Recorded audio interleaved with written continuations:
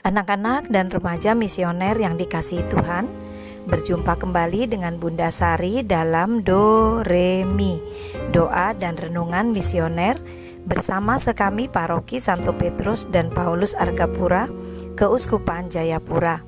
Pada hari ini Jumat di awal bulan Maret, kita masih berada pada Pekan Prapaskah yang kedua. Sebelum kita melaksanakan aktivitas kita sepanjang hari ini, mari kita duduk untuk membaca dan merenungkan sabda Tuhan.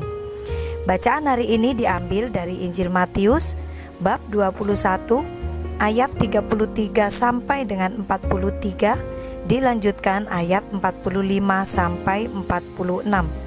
Mari kita menandai diri kita dengan tanda kemenangan Kristus dan berdoa. Dalam nama Bapa dan Putra dan Roh Kudus, amin. Allah Bapa sumber segala kasih dan kemurahan, kami bersyukur atas hari baru yang Tuhan beri kepada kami. Bapa, sebelum kami melaksanakan tugas kami masing-masing pada hari ini, kami hendak duduk diam, mendengarkan dan merenungkan sabda-Mu. Urapilah hati kami, agar sabda yang kami dengar mampu kami laksanakan dalam tugas perutusan kami sepanjang hari ini. Terpujilah nama-Mu Bapa, Putra dan Roh Kudus, kini dan sepanjang segala masa. Amin. Tuhan beserta kita, sekarang dan selama-lamanya. Inilah Injil suci menurut Santo Matius. Dimuliakanlah Tuhan. Sekali peristiwa, Yesus berkata kepada imam-imam kepala serta tua-tua bangsa Yahudi, "Dengarkanlah perumpamaan ini. Seorang tuan tanah membuka kebun anggur dan menanam pagar sekelilingnya. Ia menggali lubang tempat memeras anggur dan mendirikan menara jaga di dalam kebun itu. Kemudian ia menyewakan kebun itu kepada penggarap-penggarap, lalu berangkat ke negeri lain. Ketika hampir tiba musim petik, ia menyuruh hamba-hambanya kepada penggarap-penggarap itu untuk menerima hasil yang menjadi bagiannya. Tetapi para penggarap menangkap hamba-hamba itu. Yang seorang mereka pukul, yang lain mereka bunuh, dan yang lain lagi mereka lempari dengan batu. Kemudian Tuan itu menyuruh pula hamba-hamba yang lain, lebih banyak daripada yang semula. Tetapi mereka pun diperlakukan sama seperti kawan-kawan mereka. Akhirnya Tuan itu menyuruh anaknya kepada mereka. Pikirnya, anakku pasti mereka segani. Tetapi ketika para penggarap melihat anak itu, mereka berkata seorang kepada yang lain, "Ia adalah ahli waris, mari kita bunuh dia, supaya warisannya menjadi milik kita." Maka mereka menangkap dia dan melemparkannya keluar kebun anggur itu, lalu membunuhnya. Maka apabila tuan kebun anggur itu datang, apakah yang akan dilakukannya dengan penggarap-penggarap itu? Kata imam-imam kepala dan tua-tua itu kepada Yesus, "Ia akan membinasakan orang-orang jahat itu, dan kebun anggurnya akan disewakannya kepada penggarap-penggarap lain yang akan menyerahkan hasil kepadanya pada waktunya."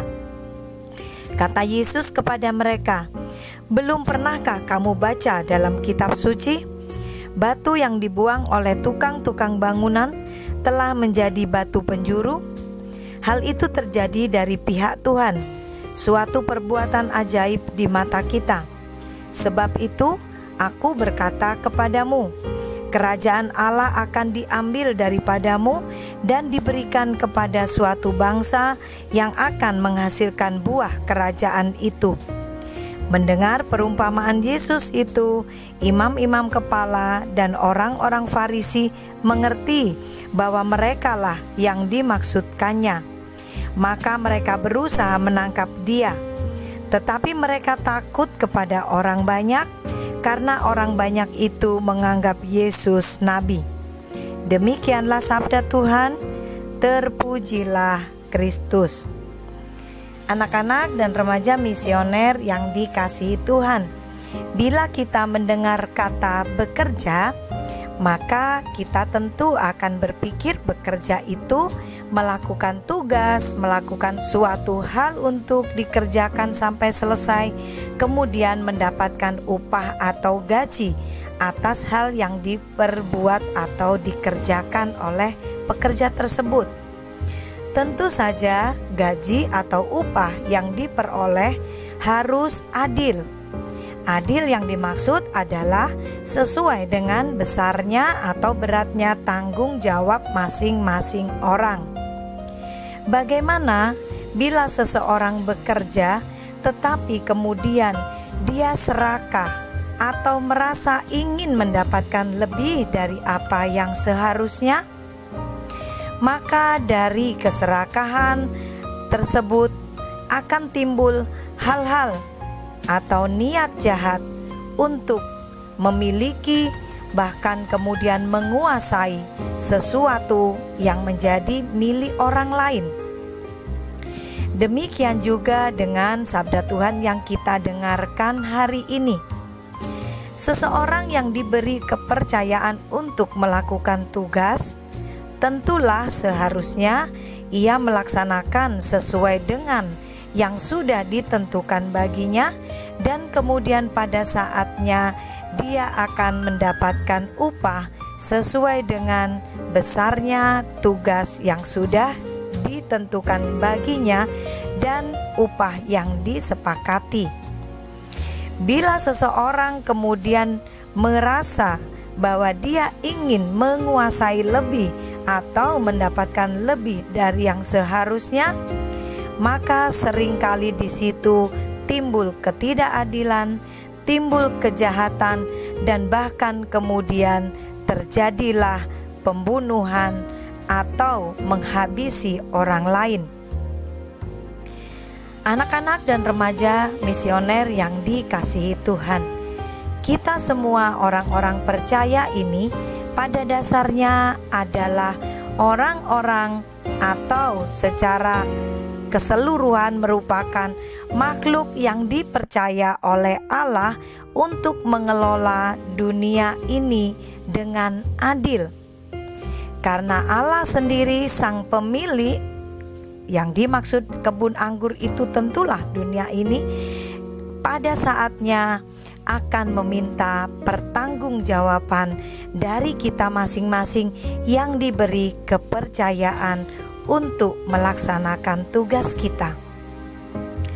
Pertanyaan yang dapat kita refleksikan pada hidup kita, pada diri kita adalah, apakah kita sudah bertanggung jawab atas tugas yang diberikan kepada kita?